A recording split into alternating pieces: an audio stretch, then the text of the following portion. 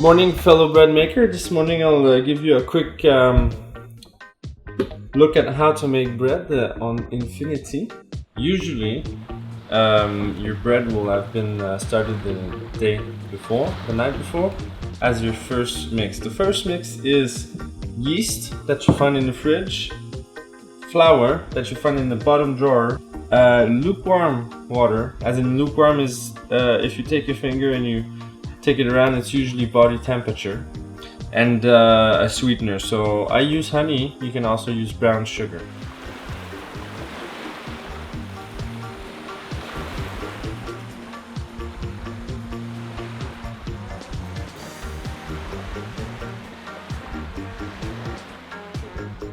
So that will be the first step of getting your dough ready, and it will be until it rises. Right now I've started a little bit earlier, and you can see that it already risen, and it will do so for about 45 minutes as you'll be done.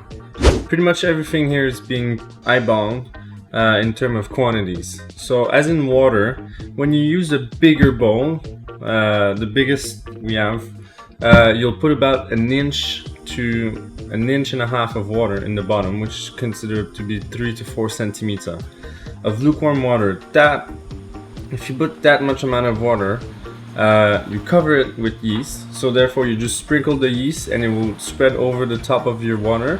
That should give you about 3 to 4 loaves. If they rise well, they'll rise about an inch or 3 centimeters over the pan.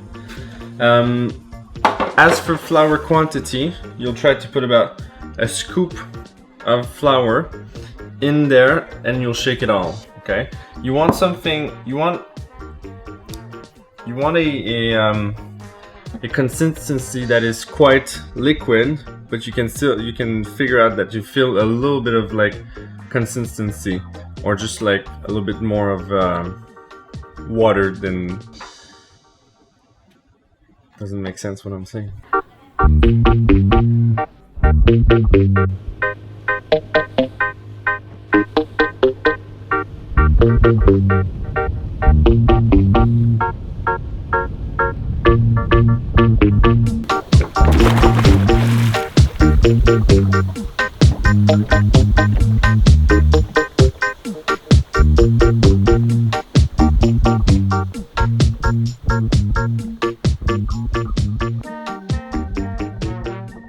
So when you're done with your yeast, your flour, and shaking and stirring the whole thing, you add some honey. Honey lives in a bottle of Ricard, a very good French liquor. But you put about a dash of honey, 2-3 tablespoons, something like that, and that will activate your yeast and make it basically all happen. The yeast doesn't live really by itself, so therefore we try to have a little bit of honey, or therefore brown sugar as well, that will actually keep everything going on. Second step of making bread, now that your first dough or pre-dough has risen, you can see there's bubbles and everything.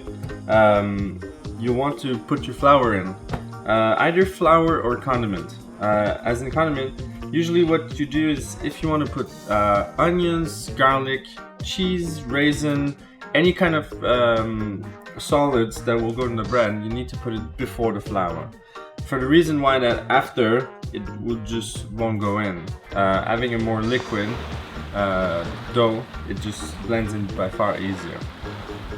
So I'm just about to put in the flour, so you'll pretty much see how it goes from there on.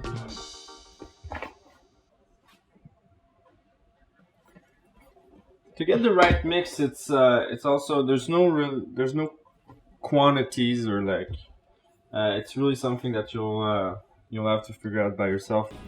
Do we have any date? So it would be 9th of June 2011. Yeah. So that would be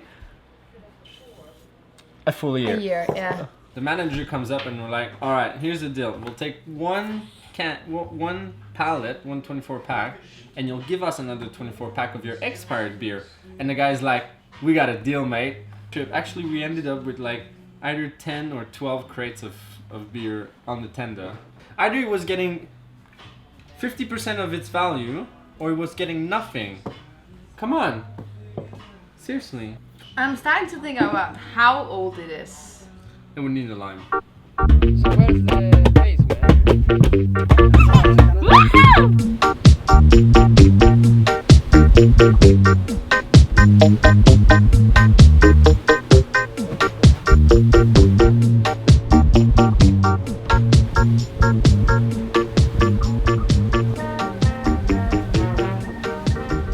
And then when you got a consistency that's about that, you want to go in with your hands afterwards. It will be the best way to get that bread, and you want to give it some love and just give it a good kneading. Thank you. Yeah. So this is the disgusting part about making bread. It sticks in your hand, but that's where you can see the quality of the bread afterwards.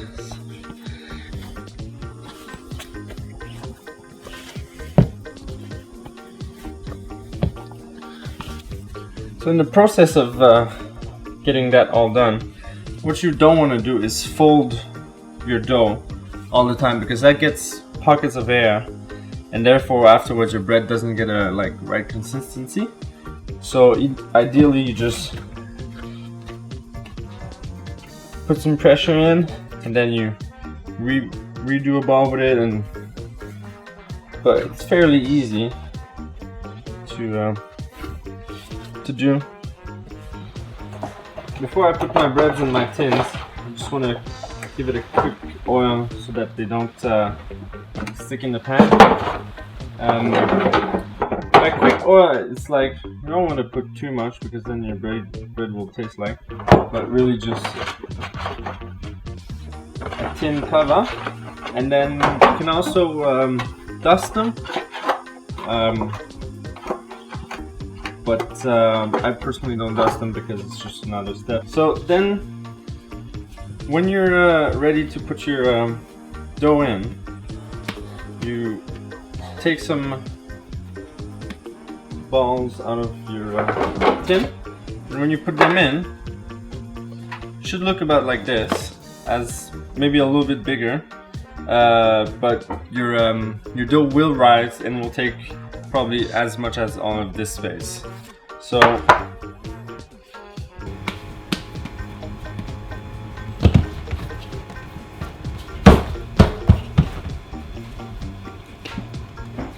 otherwise, if you put more than that, your bread will rise, and will rise as double, if not triple, of the tin, and become some kind of mess in the oven. For the smaller tins, something like that will do just good. So with all those, they're ready to rise. They'll need about 45 minutes to an hour to take their final destination, will be the oven.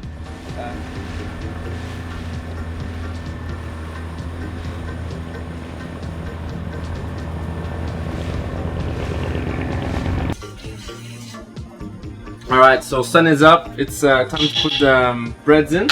So I've left the breads by the oven, and as you can see, it did rise, but because we're a little bit late this morning, I'll chuck them in a little bit earlier, but usually you try to get a little bit more rise than that, but they did rise quite nicely.